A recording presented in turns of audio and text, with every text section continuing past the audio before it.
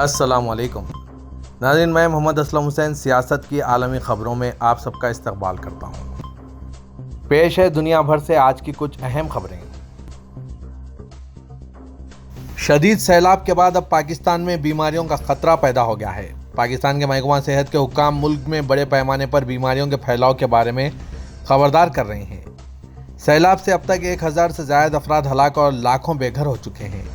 مہینوں کی شدید بارشوں کے بعد ڈائریا اور ملیریا کے کیسز میں اضافہ ہو رہا ہے۔ حکام نے اب پانی سے پیدا ہونے والی بیماریاں پھیلنے کا خدشہ ظاہر کیا۔ پاکستان میں جون سے اب تک تقریباً 1200 افراد ہلاک ہو چکے ہیں۔ عالمی ادارے صحت کے مطابق پاکستان میں سیلاب کے بعد 880 سے زائد کلینکس کو نقصان پہنچا ہے، جو WHO کی جانب سے جنوبی ایشیا میں ہنگامی بنیادوں پر امدادی سرگرمیوں کے لیے $10 ملین مختص کیے گئے ہیں۔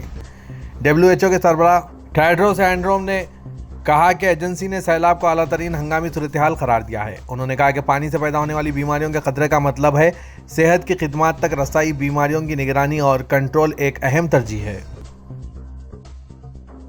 وزیراعظم پاکستان شہباز شریف نے 300 یونٹ تک بجلی استعمال کرنے والوں کے لیے فیول ایڈجسٹمنٹ چارجز ختم کرنے کا اعلان کیا ہے۔ جمعرات کو اسلام آباد میں مسلم لیگ نواز کے ارکان قومی و صوبائی اسمبلی سے خطاب میں وزیراعظم کا کہنا تھا کہ فیول ایڈجسٹمنٹ پر بھی IMF سے پوچھنا پڑا کہ کہیں حقہ پانی بند نہ کر دیں۔ انہوں نے کہا کہ جون اور جولائی میں فیول ایڈجسٹمنٹ بڑھنے سے عام آدمی کو سخت مشکلات کا سامنا کرنا پڑا۔ میں نے لڑائی کی کہ غریب عوام کو ریلیف دینا ہے۔ پہلے مرحلے میں 200 یونٹ استعمال کرنے والوں کے بلوں میں فیول ایڈجسٹمنٹ کو ختم کیا۔ شہباز شریف نے مزید کہا کہ آج 300 یونٹ تک بجلی استعمال کرنے والوں کے بلوں میں فیول ایڈجسٹمنٹ کے چارجز نہیں آئیں گے۔ پاکستان کی قومی اسمبلی میں گرینڈ ڈیموکریٹک الائنس سے تعلق رکھنے والی رکن قومی اسمبلی سائرہ بانو نے اسپیکر کی جانب سے سیلاب متاثرین کے لیے قائم کیے گئے ریلیف فنڈ کی شفافیت پر سوال اٹھاتے ہوئے اپنی 1 ماہ کی تنخواہ دینے سے انکار کر دیا۔ رکن اسمبلی کا کہنا ہے کہ فنڈ قائم کرتے وقت ارکان کو اعتماد میں نہیں لیا گیا۔ رکن اسمبلی سائرہ بانو نے اسپیکر کو لکھے گئے اپنے خط میں کہا ہے کہ اس میں کوئی شک نہیں، ملک اس وقت شدید ترین سیلاب کا سامنا کر رہا ہے۔ یہ بہت پریشان کن ہے اور متاثرین کو فوری طور پر امدادی سامان کی بھی ضرورت ہے۔ سائرہ بانو کا کہنا ہے کہ اس وقت ملک بھر میں فلاحی تنظیموں کی جانب سے چندہ جمع کیا جا رہا ہے، لیکن وقت ہی بتائے گا کہ اس چندے کا شفاف، مناسب اور منصفانہ استعمال ہوا یا نہیں۔ پاکستان میں سیلاب کی تباہ کاریوں کے بعد ترکی سے روانہ کیے گئے امدادی طیاروں کی تعداد 9 ہو گئی ہے۔ ترک امور داخلہ نے ترک ادارہ برائے انسدادی ہنگامی حالات و آفات کے توسط سے پاکستان کے لیے روانہ کردہ امداد پر اپنی ٹویٹ میں بتایا کہ اب تک پاکستان کے لیے 9 امدادی طیارے اور 1 غیر سگالی امدادی ٹرین روانہ کی جا چکی ہے، جن میں ہزاروں کی تعداد میں کمبل اور تکیے، خیمے، خوراک، بچوں کی غذائیں اور دیگر ضروری ساز و سامان موجود ہے۔ دریں اثنا دوسری غیر سگالی ٹرین بھی جلد ہی پاکستان کے لیے امدادی سامان لے کر روانہ کی جائے گی۔ ہندوستان کے وزیر خارجہ ایس جے شنکر نے متحدہ عرب امارات کے دارالحکومت ابوظہبی میں پہلے زیر تعمیر ہندو مندر کا دورہ کیا اور اسے امن، رواداری اور ہم آہنگی کی علامت کے طور پر بیان کیا۔ جے شنکر جو 3 روزہ دورے پر متحدہ عرب امارات پہنچے، انہوں نے بھی مشہور مندر کی تعمیر میں ہندوستانیوں کی کوششوں کی تعریف کی۔ جے شنکر نے ٹویٹ کیا، گنیش چتروتھی کی مبارک موقع پر ابوظہبی میں زیر تعمیر پوجا سنواسی اکشر پروشتم سوامی نارائن ہندو مندر کا دورہ کرنے کا شرف حاصل ہوا ہے۔ میں مندر کی تعمیر کی تیز رفتار پیش رفت اور اس میں شامل ہر افراد کی تعریف کرتا ہوں۔ تعمیراتی مقام پر اکشر پروشتم سوامی نارائن کی ٹیم، کمیونٹی کے ارکان، عقیدت مندوں اور کارکنوں سے مل کر بہت خوشی ہوئی۔ متحدہ عرب امارات کے ابوظہبی میں ایک چھوٹا سا طیارہ گر کر تباہ ہو گیا۔ پولیس نے بتایا کہ پائلٹ زخمی ہوا لیکن کوئی جانی نقصان نہیں ہوا ہے۔ پولیس نے بتایا کہ دارالحکومت کے نجی جیٹ ہوائی اڈے پر اترنے کے بجائے گلائیڈر ابوظہبی میں شیخ زاید مسجد کی پارکنگ میں جا گرا۔ انہوں نے طیارے کے حادثے کی وجہ سے ایک انجن فکسڈ ونگ کو تکنیکی خرابی قرار دیا ہے۔ سعودی وزیر برائے مواصلات اور انفارمیشن ٹیکنالوجی عبداللہ نے کہا کہ ٹیکنالوجی اور اختراع وہ بنیادیں ہیں جن پر پائیدار اور جامع بحالی اور ترقی کا انحصار ہے۔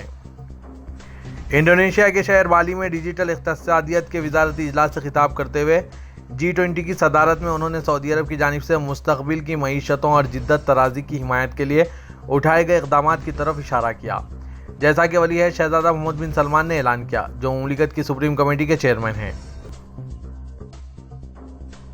مملکت سعودی عرب نے منگل کو اعلان کیا کہ تارکین وطن کی رہائشی ID یعنی اقامہ یا رہائشی اجازت نامے کی میعاد ختم ہونے سے وزیٹر کے وزٹ ویزے میں توسیع نہیں ہوتی۔ जनरल डायरेक्टरेट ऑफ पासपोर्ट ने तस्दीक की कि अकामा ख़त्म होने के बावजूद तौसी कर सकते हैं। यह वजाहत पासपोर्ट डायरेक्टरेट की जानिब से अपने ट्विटर अकाउंट के जरिए इस हवाले से मौसूल हुई मुतअद्दिद इस्तिफसारात के जवाब में सामने आई है। बरतानिया के एक सर्वे में लोगों ने बोरिस जॉनसन को बरतानिया का अब तक का बदतरीन वज़ीर आज़म करार दिया है, जिनकी मुद्दत कार अगले हफ्ते ख़त्म हो रही है। मार्केट रिसर्च फर्म IPSOS के सर्वे में जवाब दहिंदगान से 1945 के बाद जंग के बाद ये बरतानिया के वज़ीर आज़म की कारकर्दगी के बारे में पूछा गया। 49% ने सुबुकदोश होने वाले वज़ीर आज़म के काम को नाक़िस करार दिया। बरतानिया में कंजर्वेटिव पार्टी के नए रहनुमा और वज़ारत उज़्मा के उम्मीदवार ऋषि संघ ने इंतखाबी मुहिम से मुतालिक आखिरी प्रोग्राम में ताउन करने पर अपने वालिदैन और अहलिया अक्षिता मूर्ति का शुक्रिया अदा किया। गुज़िश्ता रात लंदन के वेम्बल में एक तकरीब में लोगों ने ऋषि के नारे लगाए। पुरतपाक इस्तकबाल से यह वाज़ेह था कि ऋषि सिंह कम अज़ कम इन तमाशाइयों के लिए बोरिस जॉनसन की जगह बरतानिया के वज़ीर आज़म बनने की दौड़ में सबसे आगे थे। ऋषि सिंह ने कहा, यह आखिरी इंतखाबी प्रोग्राम मेरे लिए बहुत ख़ास है क्योंकि दो लोग जिन्होंने मुझे अवामी खिदमत में शामिल होने की तरगीब दी आज यहाँ मौजूद हैं, मेरी माँ और वालिद। इसके बाद कैमरे का रुख इनके डॉक्टर वालिद यशवीर और अगली कतार में बैठी फार्मासिस्ट माँ उषा की तरफ हो गया। ऋषि सिंह की बीवी भी साथ बैठी थी। ताइवान की फौज ने पहली बार चीनी साहिल के करीब एक जजीरे पर सिविलियन ड्रोन मार गिराया। हुक्काम का दावा है कि ड्रोन ताइवान की फिजाई हुदूद में दाखिल हुआ था। क़ब्ल ताइवान हुकूमत की जानिब से चीनी साहिल के करीब ताइवान के ज़ेर कंट्रोल जज़ायर पर चीनी ड्रोन्स की मौजूदगी पर इंतबाह भी जारी किया गया था। ताइवान के हुक्काम का कहना था कि हम कशीदगी बिल्कुल नहीं चाहते, लेकिन चीन की जानिब से इस तरह की बार बार दखल अंदाजियों को बर्दाश्त न करते हुए सख्त इक़दाम किए जाएंगे।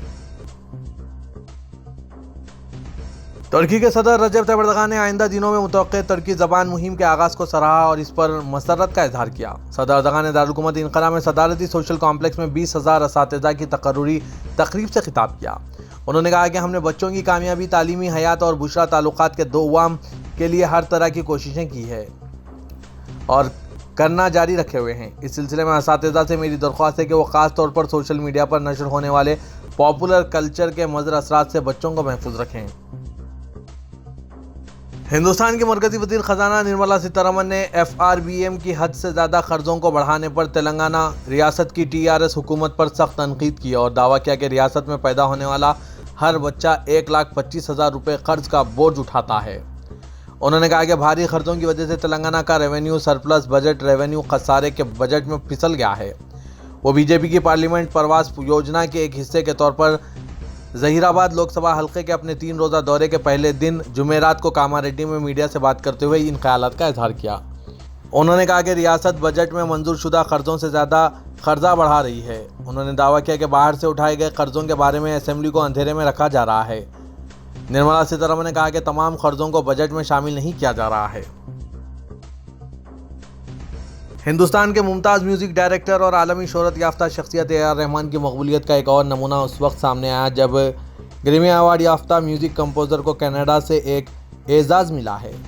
शहर मार्खम ने एक सड़क को इनके नाम से मंसूब कर दिया। इसका इंकशाफ यूँ तो खुद AR रहमान ने ट्विटर पर किया, लेकिन इंतहाई खाकसारी के साथ उन्होंने अपने हालिया ट्वीट में कनाडा के लोगों का भी शुक्रिया अदा किया, साथ ही एक तवील पैगाम भी दिया। रहमान ने लिखा कि मैंने अपनी ज़िंदगी में इसका तस्वुर भी नहीं किया था। मैं आप सबका मेयर फ्रेंक स्कॉर्पिटी और मुशीरान इंडियन कॉन्सुलेट जनरल और कनाडा के लोगों का बहुत मशकूर हूँ। 2013 में उन्होंने अपनी एक तस्वीर शेयर की थी जिसमें एक बोर्ड था जिस पर लिखा था अल्लाह रखा रहमान स्ट्रीट। उन्होंने मज़ीद कहा कि नाम AR रहमान मेरा नहीं है, इसका मतलब है रहम करने वाला। रहम करना खुदा की सिफत है।